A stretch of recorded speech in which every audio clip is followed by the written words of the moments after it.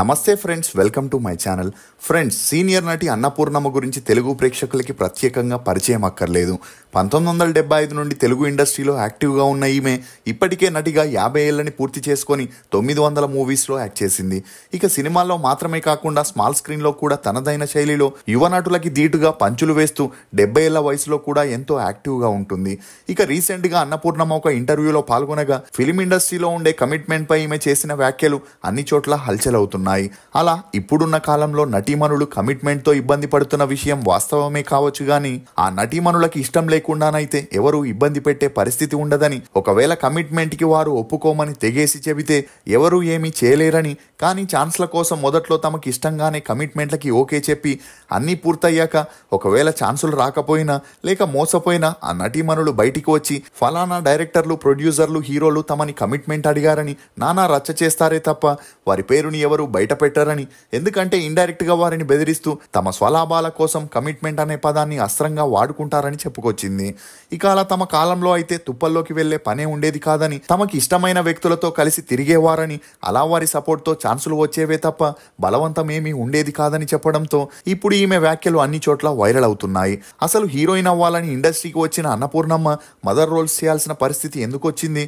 సినిమాల కోసమే పిల్లల్ని కనలేదా? అన్నపూర్ణమ్మ దత్తత కూతురు చిన్న వయసులోనే బలవన్మరణానికి ఎందుకు పాల్పడింది?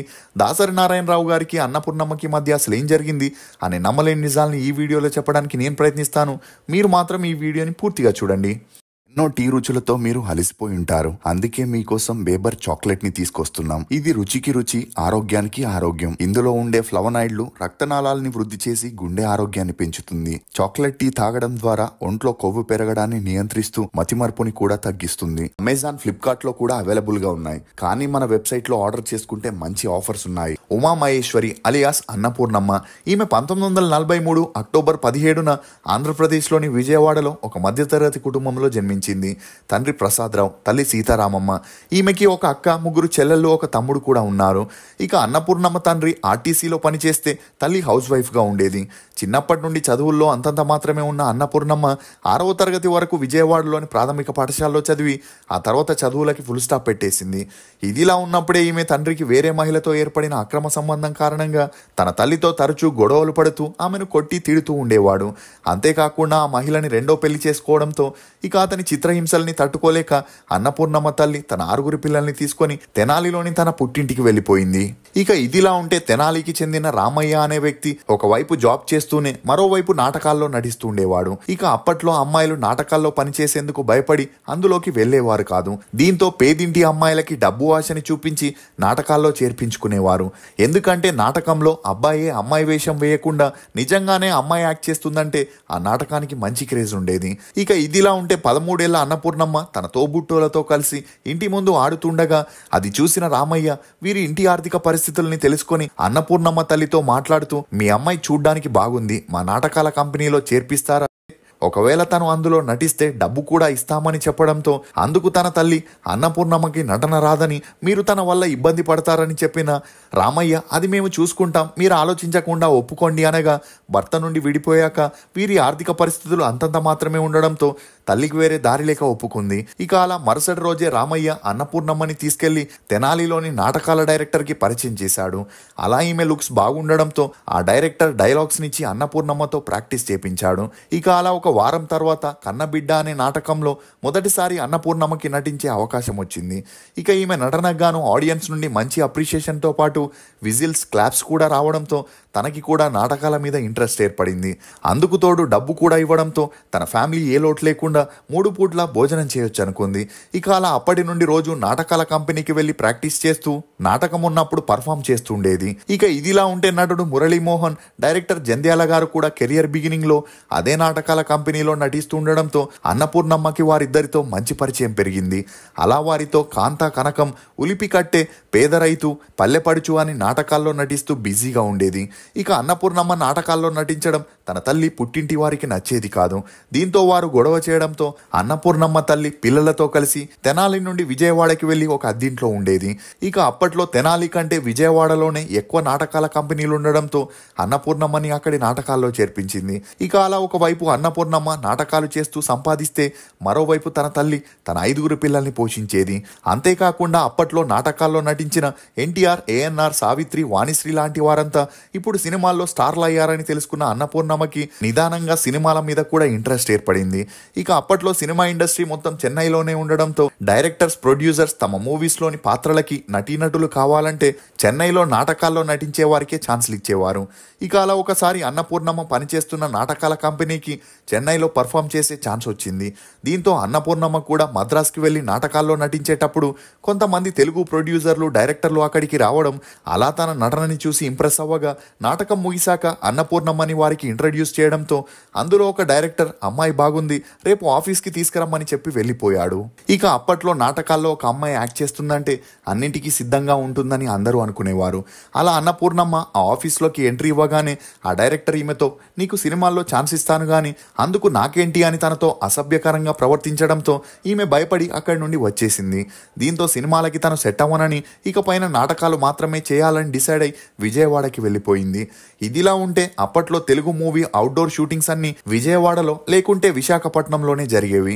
అలా వైజాగ్లో నీడలేని ఆడది అనే మూవీ షూటింగ్ జరిగేటప్పుడు ఆ మూవీలో యాక్ట్ చేసే హీరోయిన్ అక్క పాత్రకి డైరెక్టర్ బివి ప్రసాద్ గారికి గొడవలు రావడంతో ఆమె షూటింగ్ మధ్యలోనే వెళ్ళిపోయింది. ఇక ఆ పాత్ర కోసం మూవీ మేనేజర్ తనకి తెలిసిన నాటకాల కంపెనీలకి చెప్పి లేడీ ఆర్టిస్ట్ ఉంటే పంపివ్వమని అడగగా ఈ విషయం మురళీమోహన్ గారికి తెలిసి అన్నపూర్ణమ్మని ఆడిషన్కి వెళ్ళమని చెప్పడం జరిగింది. ఇక అలా సినిమాల్లో చేయడం తనకి నచ్చకపోయినా మరిన్ని డబ్బులు వస్తాయని తన తల్లి బలవంతం చేయడంతో ఆ షూటింగ్ స్పాట్కి వెళ్ళింది. ఇక అలా ఆ డైరెక్టర్కి ఈమె లుక్స్ నచ్చకపోయినా తనకి వేరే దారి లేక ఆ పాత్రకి అన్నపూర్ణమ్మని ఫిక్స్ చేశాడు. ఇక ఈ మూవీ షూటింగ్ జరిగేటప్పుడే కె విశ్వనాథ్ గారి డైరెక్షన్లో వచ్చిన శారదా మూవీలోనూ అన్నపూర్ణమ్మకి ఒక చిన్న పాత్రని పోషించే ఛాన్స్ వచ్చింది. అలా శారదా మూవీ 1973లో రిలీజ్ అయి ఓకే టాక్ తెచ్చుకున్న అన్నపూర్ణమ్మ పాత్రకి ఎలాంటి గుర్తింపు రాలేదు. ఇక నీడలేని ఆడది షూటింగ్ కంప్లీట్ అయి పోస్ట్ ప్రొడక్షన్ వర్క్ జరుగుతున్నప్పుడే అన్నపూర్ణమ్మకి అప్పటికే 20 ఏళ్ల వయసు రావడంతో తన తల్లి కూతురికి పెళ్లి చేయాలనుకుంది. ఇదిలా ఉంటే అన్నపూర్ణమ్మ తనతో నాటకాల్లో పనిచేసే చలపతిరావు అనే వ్యక్తితో ప్రేమలో పడి తననే పెళ్లి చేసుకోవాలనుకుంది. కానీ అది తన తల్లికి ఇష్టం లేక కూతురికి నచ్చజెప్పడానికి ప్రయత్నించినా వినకపోయేసరికి తనకి వేరే దారి లేక వీరిద్దరికి 1973లో సింపుల్గా పెళ్లి జరిపించడం జరిగింది. ఇక ఆ పెళ్లి తర్వాత భార్యాభర్తలిద్దరూ నాటకాలు చేసుకుంటుండగా అన్నపూర్ణమ్మకి మాత్రం సినిమాల మీద మక్కువ ఉన్న కమిట్మెంట్ కారణంగా అందులో చేయలేకపోయేది. ఇక అదే సమయంలో తను నటించిన నీడలేని ఆడది ప్రివ్యూ ఉందని, అందుకు చెన్నైకి రావాలని డైరెక్టర్ బివి ప్రసాద్ గారు అన్నపూర్ణమ్మకి కబురు పంపడంతో తను తన భర్తతో కలిసి చెన్నైకి వెళ్ళడం జరిగింది. ఇక ఆ మూవీ ప్రివ్యూ అయ్యాక ఈమెకి ఆ మూవీలో అంతలా ప్రాధాన్యత లేకపోయినా తన నటన బాగుండడంతో ప్రొడ్యూసర్ జి గంగాధర్ గారు తీయబోయే అమ్మాయిలు జాగ్రత్త అనే మూవీకి బివి ప్రసాద్ గారు అన్నపూర్ణమ్మని రికమెండ్ చేశారు. ఇక అలా అన్నపూర్ణమ్మ ఆ ఆడిషన్లో పాల్గొనగా తన లుక్స్ ఆ పాత్రకి సెట్ అవ్వకపోవడంతో రిజెక్ట్ చేసిన బివి ప్రసాద్ గారు గంగాధర్ గారిని బాగా రిక్వెస్ట్ చేసుకోవడంతో ఆ మూవీలో 3 హీరోయిన్స్లో ఒకరిగా అన్నపూర్ణమ్మకి ఛాన్స్ ఇవ్వడం జరిగింది. ఇక అలా అప్పుడైనా ఇప్పుడైనా ఒక అమ్మాయికి హీరోయిన్గా ఛాన్స్ ఇవ్వాలంటే డైరెక్టర్, ప్రొడ్యూసర్ చెప్పినట్టు వినాల్సి ఉండేది. అప్పుడే తనకి ఛాన్సులు ఈజీగా వస్తాయి. ఇదిలా ఉంటే ఈ మూవీ షూటింగ్ జరిగేటప్పుడు దాసరి నారాయణరావు గారు హీరోయిన్ కోసం సెర్చింగ్లో ఉన్నారని ఒక జర్నలిస్ట్ ద్వారా తెలుసుకున్న అన్నపూర్ణమ్మ ఆడిషన్లో పాల్గొనింది. ఇక దాసరి గారు అప్పటికే 5 మూవీస్ని డైరెక్ట్ చేసిన అందులో అంతలా గుర్తింపు కానీ సక్సెస్ కానీ రాకపోయేసరికి 4 కొత్త ప్రొడ్యూసర్లని ఒప్పించి మోహన్ బాబుని హీరోగా ఫిక్స్ చేసి అందులో హీరోయిన్ కోసం వెతుకుతున్నప్పుడే అప్పటికే సినిమాల్లో ఎక్స్పీరియన్స్ ఉన్న అన్నపూర్ణమ్మని దాసరి గారు హీరోయిన్గా ఫిక్స్ చేశారు. ఇక ఈ మూవీ షూటింగ్ స్టార్ట్ అవ్వకముందే ఆ 4 ప్రొడ్యూసర్స్ ఈమెను తమతో అడ్జస్ట్ అవ్వాలని, లేకపోతే హీరోయిన్గా ఛాన్స్ ఇవ్వమని చెబుతూ టార్చర్ పెట్టినా అప్పటికే తనకి దాసరి గారితో పెరిగిన మంచి స్నేహం కారణంగా ఎలాగోలా ఆ మూవీ షూటింగ్ని కంప్లీట్ చేసింది. ఇక ఈ మూవీ జరిగేటప్పుడే దాసరి గారు ఉమామహేశ్వరిగా ఉన్న తన పేరుని అన్నపూర్ణగా మార్చడం జరిగింది. ఇక అలా అమ్మాయిలు జాగ్రత్త మూవీ 1975లో రిలీజ్ అయ్యి ఓకే టాక్ తెచ్చుకుంటే ఆ తర్వాత దాసరి గారి డైరెక్షన్లో చేసిన స్వర్గం నరకం అనే మూవీ 1975 నవంబర్ 22న రిలీజ్ అయ్యి హిట్ అవ్వడంతో అన్నపూర్ణమ్మకి అవకాశాలు వెతుక్కుంటూ వచ్చాయి. కానీ ప్రతి మూవీలోనూ కాంప్రమైజ్ అవ్వాలనే కండిషన్ పెట్టడం, అప్పటికే తనకి పెళ్ళై ఉండడంతో ఆ మూవీస్ని చేసేందుకు ఒప్పుకోలేదు. దీంతో సినిమాల్ని వదిలేసి నాటకాల వైపు వైపు మక్కువ ఎక్కువ చూపింది. ఇదిలా ఉంటే అన్నపూర్ణమ్మ ప్రొడ్యూసర్ పి గంగాధర్ రావుని ఒక ఫంక్షన్లో కలవడం, అలా తనకి సినిమాల్లో నటించాలని ఉంది కానీ కాస్టింగ్ కౌచ్ ప్రాబ్లం వల్ల చేయలేకపోతున్నానని చెప్పడంతో అందుకు అతను యంగ్ క్యారెక్టర్స్ని, హీరోయిన్ క్యారెక్టర్స్ని చేయడం మానేసి మదర్ క్యారెక్టర్స్ని చేస్తే అలాంటి ప్రాబ్లం ఏది ఉండదని చెబుతూ తన ప్రొడక్షన్లో ఎన్టీఆర్ గారితో చేసిన టైగర్ మూవీలో అన్నపూర్ణమ్మకి మొదటిగా హీరోయిన్ మదర్ క్యారెక్టర్ని ఇవ్వడం జరిగింది.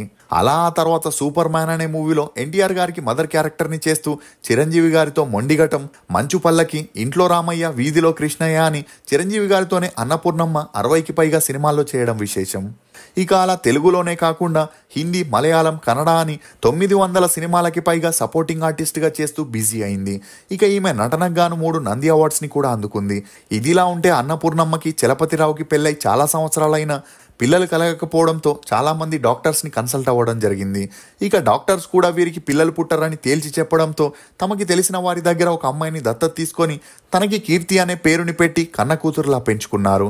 ఇక అలా భార్యాభర్తలు ఇద్దరు తనని బాగా చదివిపించి డాక్టర్ని చేయాలనుకున్నారు. కానీ కీర్తి చదువుల్లో అంతంత మాత్రమే ఉండడంతో 10th ఫెయిల్ అయింది. ఇక అలా కీర్తికి చదువుల కన్నా సినిమాల్లో నటించాలనే ఇంట్రెస్ట్ చాలా ఉన్నా సినిమా ఇండస్ట్రీ గురించి పూర్తిగా తెలుసున్న అన్నపూర్ణమ్మ తన కూతుర్ని సినిమాల్లోకి వెళ్ళకూడదని కరాఖండిగా చెప్పడంతో కీర్తి చాలా అప్సెట్ అయింది. ఇక కూతుర్ని అలా వదిలేస్తే తెలియకుండా సినిమాల్లోకి వెళ్ళిపోతుందని అన్నపూర్ణమ్మ భయపడి తనకి పెళ్లి చేయాలని డిసైడ్ అయి కృష్ణప్రసాద్ అనే గవర్నమెంట్ జాబ్ ఉన్న అబ్బాయితో కీర్తికి 2013లో పెళ్లి జరిపించింది. ఇక అలా మొదట్లో అన్ని బాగానే సాగగా వీరి అన్యోన్య సంసారానికి గుర్తుగా ఒక అమ్మాయి కూడా జన్మించింది. కానీ అన్నపూర్ణమ్మ తన ఆస్తంతా తన చెల్లెళ్ళు, తమ్ముళ్ళకే చెందుతుందని, దత్తత తీసుకున్న అమ్మాయికి పెళ్లి తర్వాత ఎలాంటి ఆస్తి దక్కదని చెప్పడంతో ఇదే విషయంపై కీర్తికి తన భర్తకి మధ్య మనస్పర్ధాలు వచ్చి గొడవలు జరగడం మొదలయ్యాయి.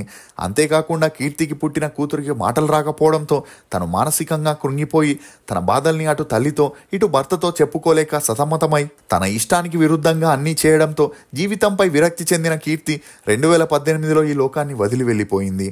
ఇక కూతురు మరణించాక తన బిడ్డని అన్నపూర్ణమ్మ అల్లుడికి అప్పగించేసి వారితో ఉన్న రిలేషన్కి ఫుల్ స్టాప్ పెట్టేసింది. అలా ఆ తర్వాత అన్నపూర్ణమ్మ తన భర్తతో హైదరాబాద్లో ఉంటూ కొన్ని మూవీస్లో సపోర్టింగ్ రోల్స్ చేసుకుంటూ స్మాల్ స్క్రీన్లోనూ బిజీగా ఉంటుంది.